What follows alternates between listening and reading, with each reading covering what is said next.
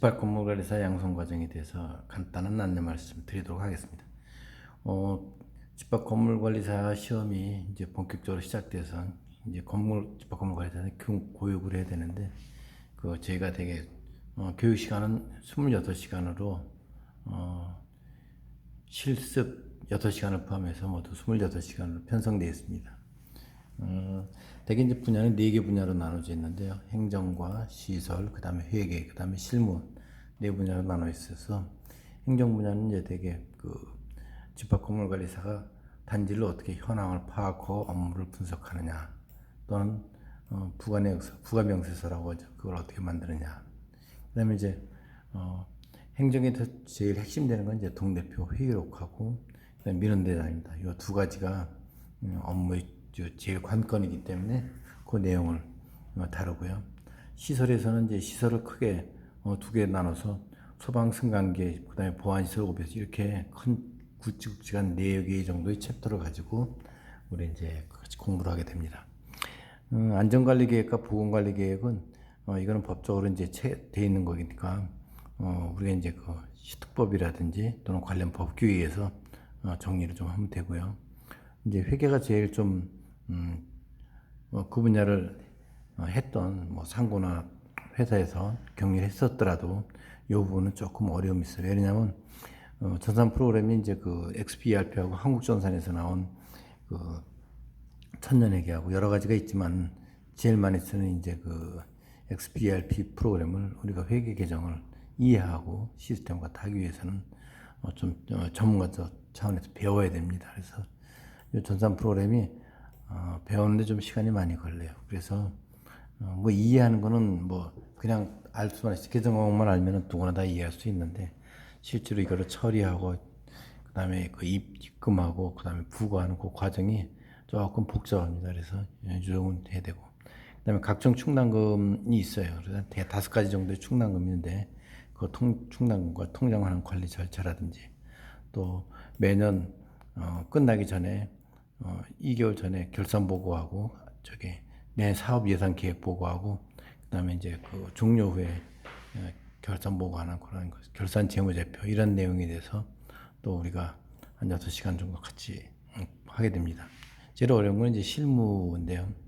실무를 이제 접해보지 않으면은 실제로 더 처음에 애로사항이 많습니다. 그래서 실무 중에서 제일 어려운 것도 대외적인 건데요. 되게 이제 사업자 선정 지침, 또는 이제 경비 영역 어떻게 할 것인지, 또는 시설 관리 공사로 될 거니, 이런 3가지가 제일 대외적으로 여러 사람들하고 많이 부딪힐 수 있고, 갈등과 분쟁의 한 50%는 여기에서 나온다고 볼 수 있습니다. 그러니까 이 부분을 투명하게 하지 않거나, 또는 우리가 쉽게 얘기해서 우리가 회계도 전산회계가 있듯이 입찰도 전자입찰이 있기 때문에 이런 것들을 활용하지 않거나 그러면은 오해를 받을 수가 있습니다. 그래서 이런 거에 대한 내용과, 그 다음에 공동체 활동이라든지 커뮤니티 활동과, 또 그 다음에 구청, 시청 이런 대관 업무들이 있습니다. 왜냐하면 의무단지이기 때문에 이러한 것을 갖다가 관리 감독하는 감독청으로부터 해야 되는 일이 있고요. 그 다음에 이제 리더십이라는 것은 직원들이 한 20, 30명 되는데 최소 작은데도 거기에 다 이제 미화원, 경비원 이런 분들이 나이가 많고 또 경제적으로 어려운 사정이 있는 사람은 가끔 있습니다. 그래서 그런 분들을 잘 헤아리면서 같이 일을 만들어 나가는 것, 그런 자체가 리더십이 필요하죠. 그다음에 이제 마지막으로 이제 하나의 팁인데요. 관리 규약 이런 거 재개정할 때 어떻게 해야 돼? 또 그다음에 회계 처리 기준은 어떻게 운영 실무를 가지고 가야 될 건지, 이런 것들을 해서 약 26시간 정도 집합건물관리사는 양성 교육을 하게 됩니다. 그동안 집합건물관리사에 대해서 기출문제 중에서 어려웠던 것들을 몇 가지 한번 뽑아봤습니다.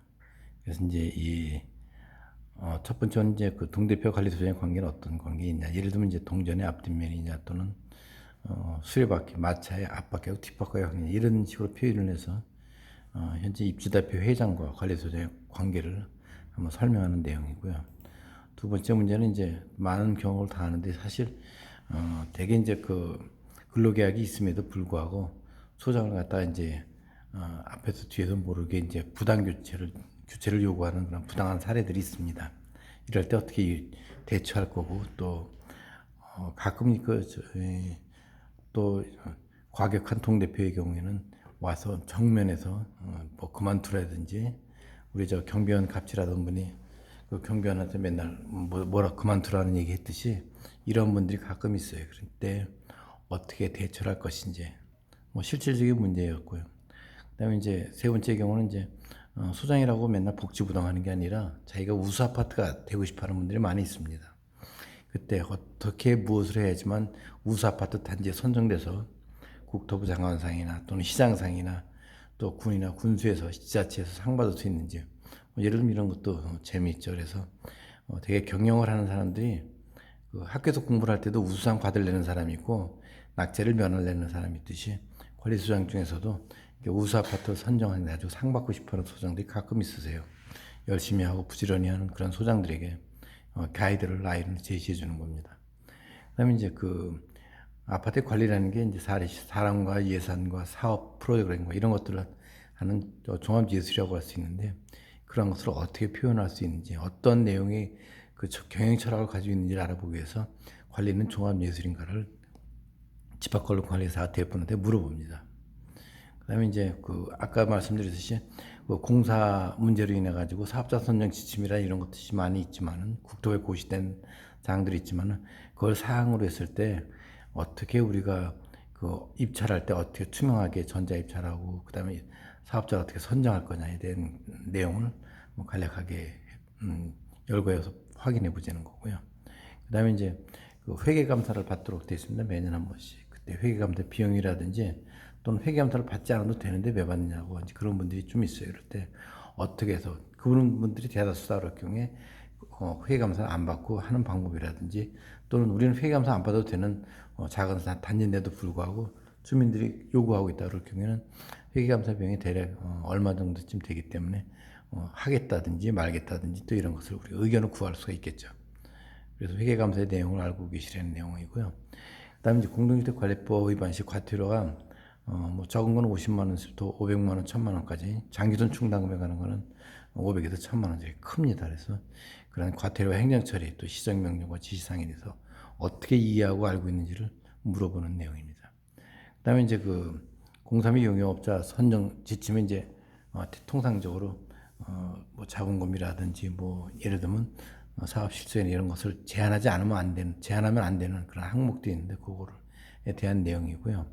9번에 이제 관리비 연체한 입주민 인적사항을 뭐 공개하라는데 어디까지 공개하고 정보보호, 개인정보보호법에서 어디까지만 해줘야 되는지를 알아야 되겠죠. 그래서 그러한 사항과 그다음에 이제 10번의 경우는 이제 그 입주자 대표가 이제 국회와 마찬가지인데 이런 입주자 대표의 운영 규정이 있어요. 예를 들면 식사는 뭐 1인당 얼마로 하고 회계 감사 비용이나 또는 그 회계 감사나 총무나 기술이사나 이런 분들한테 얼마 정도의 그 교통비 또는 회의 참석비를 줘야 될 거냐 뭐 이런 내용들을 정하는 세부적인 내용들이 있습니다. 이런 걸 정해놓지 않으면 나중에 꼭 횡령이나 공금 유형이나 뭐 이런 식으로 해서 입주자 대표들이 어려울 수가 있어요. 그래서 가이드라인을 기준을 만드는 게 좋기 때문에 이런 걸 하게 됩니다. 이상으로 이제 우리가 집합건물관리사가 여러 가지 있지만 해야 될 사항들에서 간단히 알아봤고요. 또 다음 시간에는 우리가 기출문제 중에서 좀 어려웠다는 문제들에 대해서 한번 실제로 풀어보는 그런 과정을 한번 가져보도록 하겠습니다.